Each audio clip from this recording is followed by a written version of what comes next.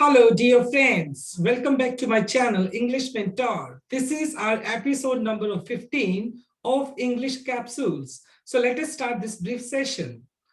Word of the day. देखो आज का हमारा वर्ड है covenant. Covenant बोलते हैं इसको हम, जिसका मतलब होता है समझौता या अनुबंध, राइट? अगर इसके पार्ट ऑफ स्पीच की बात की जाए तो इसको हम एज ए नाउन भी यूज कर लेते हैं और एज ए वर्ब भी यूज कर लेते हैं। और इसका की टिप की अगर बात की जाए तो आप इसको इस तरीके से याद कर सकते हैं, जैसे कोआ और एंड। कोआ और एंड मतलब इससे आप याद कर सकते हो कोवेनेंट, जिसका मतलब होता है समझौता या अनुबंध, राइट? इसके सिनोनिम मतलब सिमिलर वर्ड्स की बात की जाए तो अग्रीमेंट, कॉन्ट्रैक्ट, कॉम्पैक्ट, इन सभी का मीनिंग समझौता या अनुबंध होता है। अगर इसके एंटोनिम मतलब इसके अपोजिट वर्ड्स की बात की जाए तो डिसअग्रीमेंट या रिफ्यूजल इसके अपोजिट वर्ड्स हो गए। अब इसके दो यूजेस देख लेते हैं, एक एज ए नाउन की बात कर लेते हैं, एक एज ए वर्ब की बात कर लेते हैं। देखिए, he entered into a covenant। देखो, he entered into a covenant with his friends to start a new business। तो यहाँ पे covenant हमने यूज किया है, ये एक अग्रीमेंट की तरह यूज किया है, यानी उसने क्या किया अपने फ्रेंड के साथ, वो अग्रीमेंट यानी उसने किया कि वो दोनों क्या स्टार्ट करने वाले, एक नया बिजनेस स्टार्ट करने वाले हैं। तो यहाँ पे covenant हमने नाउन की तरह यूज किया है। नेक्स्ट सेंटेंस देखते हैं, the nations covenanted the fight terrorism around the world। तो यहाँ पे covenanted हमने यूज किया एज ए वर्ब। तो यहाँ पर इसका मीनिंग हो गया कि जो दूसरे देश थे, मतलब सभी देश हैं, उन्होंने क्या किया, एक अग्रीमेंट, उन्होंने क्या किया, एक समझौता किया कि वो सभी मिलकर टेररिज्म के खिलाफ क्या करेंगे, फाइट करने वाले हैं। तो आज का हमारा वर्ड रहा कोवेनेंट, जिसका मीनिंग होता है समझौता और अनुबंध, राइट? नेक्स्ट स्लाइड पे मूव करते हैं हम। अब बात करते हैं ईडियम ऑफ द डे। आज का हमारा ईडियम ऑफ द डे रहेगा एन एप्पल ऑफ वन आई। देखो, एन एप्पल ऑफ वन आई की बात करते हैं, जिसका मतलब होता है सबसे प्यारा, आंखों का तारा जिसको आप बोल सकते हैं, सबसे प्यारा।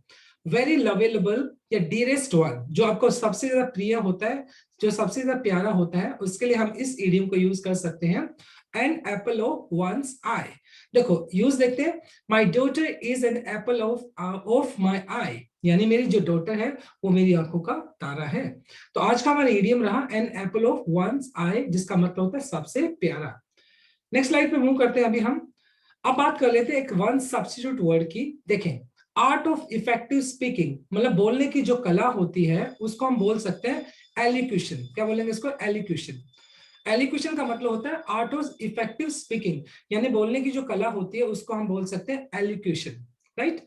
अब बात कर लेते हैं एक फ्रेजल वर्ब की, आस्क ओवर। आज का हमारा फ्रेजल वर्ब है आस्क ओवर, जिसका मतलब होता है इनवाइट करना।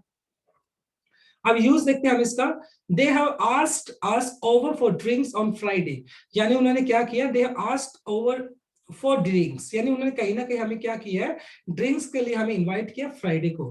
तो आस्क ओवर का मतलब होता है जब आप किसी को इनवाइट करते हो तो वहां पर हम यूज कर सकते हैं आस्क ओवर। आज का हमारा फ्रेजल वर्ब था, राइट? अब नेक्स्ट स्लाइड पे मूव करते हैं अभी हम। अब बात कर लेते हैं ग्रामर टिप की। आज का हमारा ग्रामर टिप है नो वन और एनी वन में फर्क क्या होता है। देखिए, जनरली बात करते हैं, ये दोनों ही सिंगुलर यूज किए जाते हैं, नो वन और एनी वन की बात की जाती है, राइट? अब देखो, पहला एग्जांपल देखते हैं, at the party I did not meet no one. अगर आपका सेंटेंस ऑलरेडी नेगेटिव दिया है तो वहां पर नो वन यूज नहीं करेंगे, क्योंकि आप डबल नेगेटिव यूज नहीं कर सकते हैं। तो इस वजह से आपका क्या यूज होना चाहिए, एनी वन यूज होना चाहिए। अगर आपका सेंटेंस नेगेटिव है तो वहां पर डबल नेगेटिव आप यूज नहीं कर सकते हैं, बल्कि आप क्या यूज करेंगे, एनी वन यूज करेंगे। क्यों? The sentence becomes double negative with the inclusion of both did not and nobody, क्योंकि दोनों आप नेगेटिव एक साथ यूज नहीं कर सकते हैं। तो इसलिए नोबडी नहीं, बल्कि यहाँ पर क्या आना चाहिए, नो वन की बजाय यहाँ पर क्या आना चाहिए, एनी वन आना चाहिए, राइट? देखिए नेक्स्ट एग्जांपल देखते हैं, I don't talk to anyone in the party या इन द इवनिंग। देखो, अब सेंटेंस आपका नेगेटिव, तो यहाँ पर एनीवन दिया जो कि करेक्ट है, हम यहाँ पे नो वन यूज नहीं कर सकते हैं। नेक्स्ट एग्जांपल देखते हैं, I like no one in their family. अब यहाँ पे ये सेंटेंस ठीक है, क्योंकि देखो सेंटेंस आपका पॉजिटिव है, तो फिर आप नेगेटिव ये जो है आप इसको यूज कर सकते हो, I like no one in their family is the correct answer. लेकिन अगर हम यहाँ पे यूज करें I like anyone in their family, तो यहाँ पर ये इनकरेक्ट हो जाएगा। क्यों? क्योंकि आपका सेंटेंस पॉजिटिव है। सेंटेंस अगर पॉजिटिव है तो फिर आप नेगेटिव को यूज कर सकते हैं, डिटरमिनर को यूज कर सकते हैं। लेकिन अगर आपका सेंटेंस नेगेटिव है फिर आप नो वन नहीं बल्कि एनीवन यूज करने वाले हैं, राइट? तो ये ग्रामर टिप रहा आज का। अब बात कर लेते हैं कुछ daily uses sentences. Okay, let us start. सबसे पहले एक स्टेटमेंट होती है आई फील फॉर यू। देखिए जनरली अगर आपके किसी दोस्त के साथ कोई प्रॉब्लम चल रही है या उसके साथ कोई मिस हैपनिंग हो गई है, आपको फील हो रहा है कि आप कहना चाहते हो कि मैं आपके दुख को समझ सकता हूं, तो आप बोल सकते हैं आई फील फॉर यू। और उसका रिस्पॉन्स की बात की जाए, मान लो कि किसी ने आपको बोला कि आई फील फॉर यू, तो आप उसका रिस्पॉन्स कर सकते हैं थैंक्स फॉर द सपोर्ट, कि आपने मुझे समझा, आपने मुझे सहानुभूति दी, आपने मुझे सपोर्ट किया, उस बात के लिए धन्यवाद। राइट। फिर नेक्स्ट स्टेटमेंट बोलते हैं कि अगर आपके घर पे कोई मेहमान आया तो आपने बोला, या आप किसी के घर पे गए, उसने आपको बोला what would you like to have, tea और कॉफी, मतलब उसने पूछा आप चाय लेंगे या कॉफी लेंगे, राइट। तो यहाँ पर आप क्या रिप्लाई करेंगे उसको?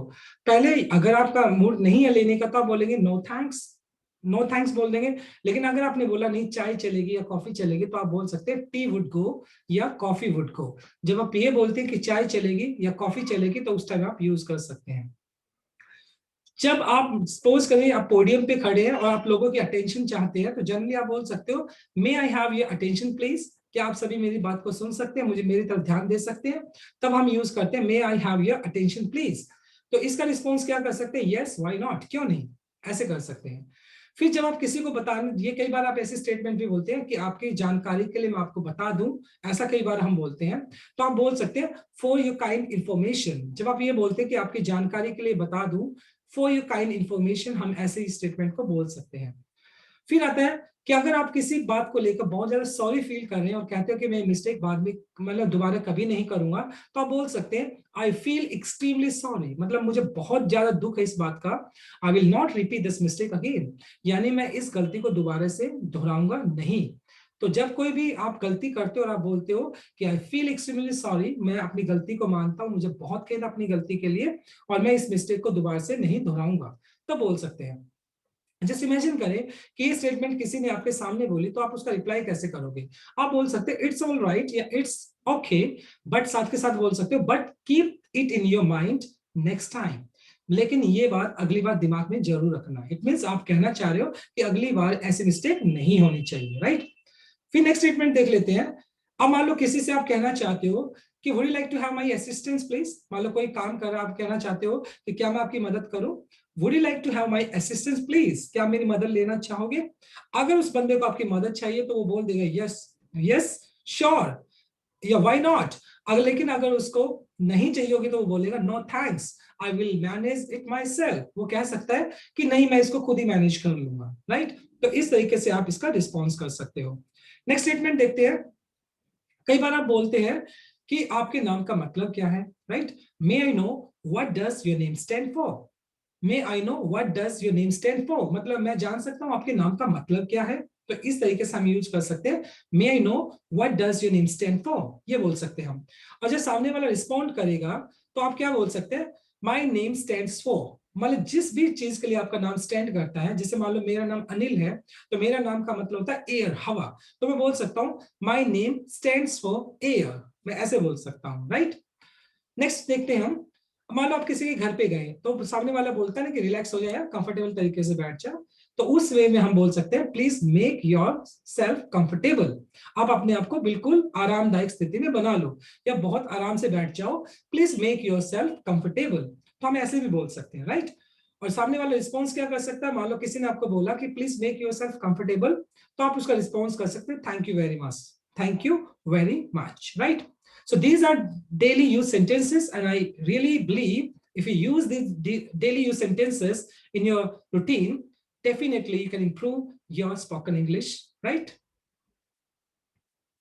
So this is all about from this particular video. Thanks for watching it. Please do like, share, comment, and subscribe to my channel. So tomorrow I'll come with another short video. Till then, bye bye, take care, and have a nice day.